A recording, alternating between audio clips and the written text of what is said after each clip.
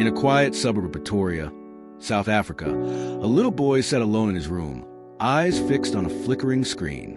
While other children played outside, laughed with friends, or competed at school sports, Elon was coding. At just 12, he wasn't chasing high scores in video games.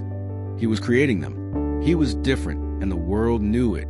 But difference in a child's world often breeds isolation. Elon Musk didn't have friends.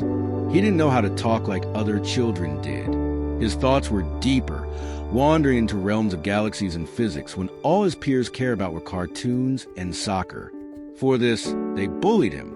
Not the teasing kind of bullying, but violent, cruel torment.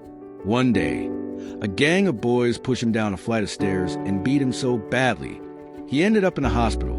As he lay on the hospital bed, bruised and in pain, Elon stared at the ceiling and made a silent promise.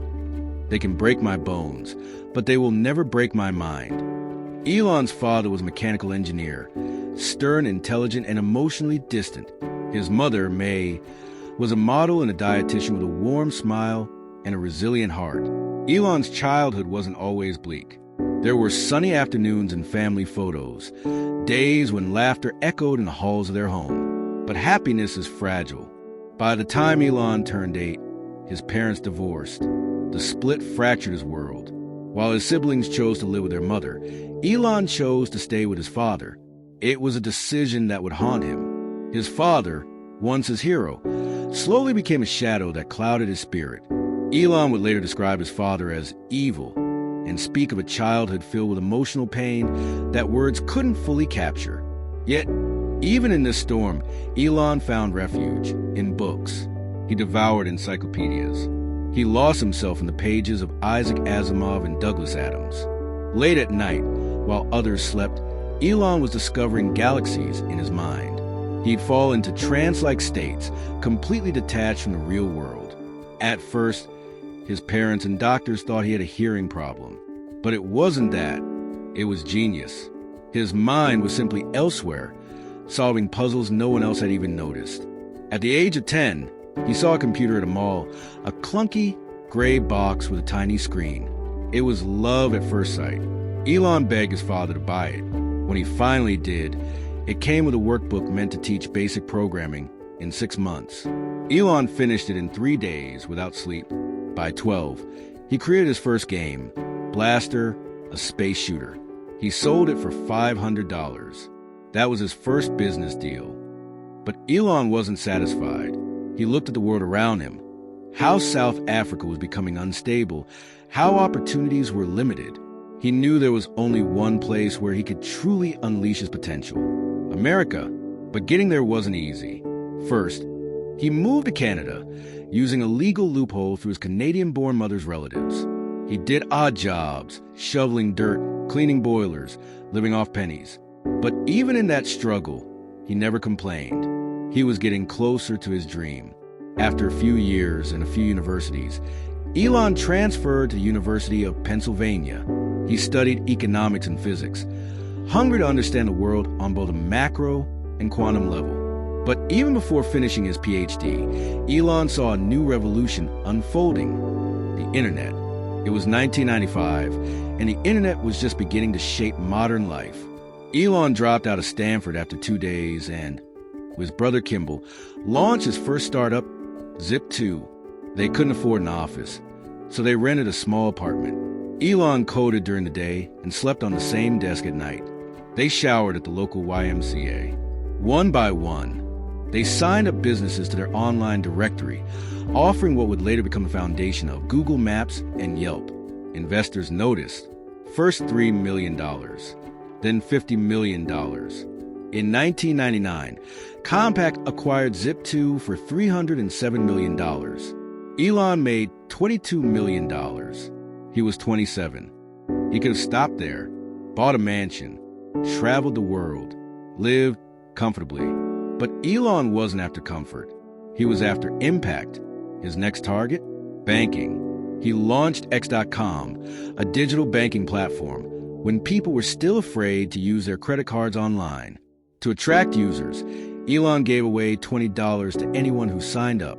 The strategy worked. Within 2 months, X.com had 200,000 users. But competition arrived in the form of another startup, PayPal, founded by Peter Thiel. The two companies were burning cash in a battle to dominate online payments. Eventually, they merged. Elon became CEO. But Elon was intense, too intense. He micromanaged everything. His demands were unreasonable. When he went on his honeymoon, the board used the opportunity to replace him with Peter Thiel. He was devastated. He had built the company, poured his soul into it, and they had taken it away. Still, Elon kept his shares. In 2002, eBay bought PayPal for $1.5 billion. Elon walked away with $180 million. Then came the darkest moment of his life. Just when the stars were aligning, when the world had started to call him a genius entrepreneur, tragedy struck. His first son, Nevada, died of sudden infant death syndrome. He was just 10 weeks old. Elon didn't return home for 3 weeks.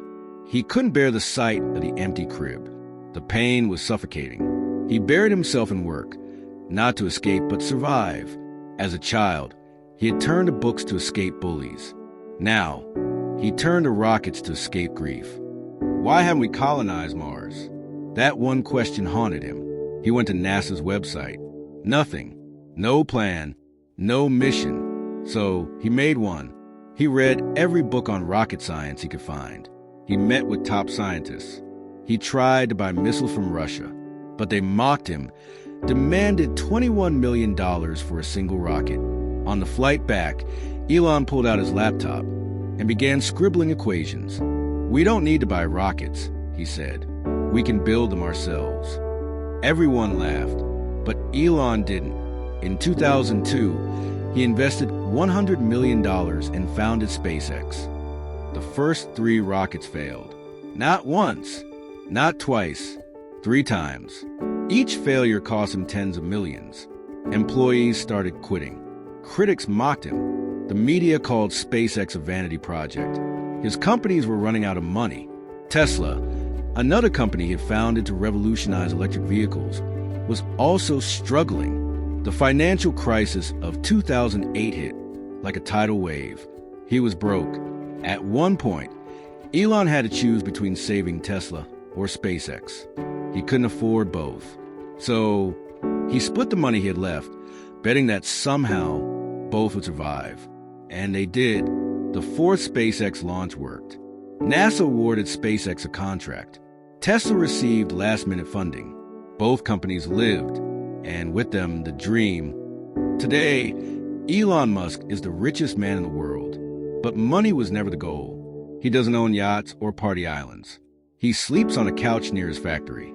He works 80 to 100 hours a week. He talks about Mars as if it's his home, because in his mind, it already is. He's not perfect. He's made mistakes.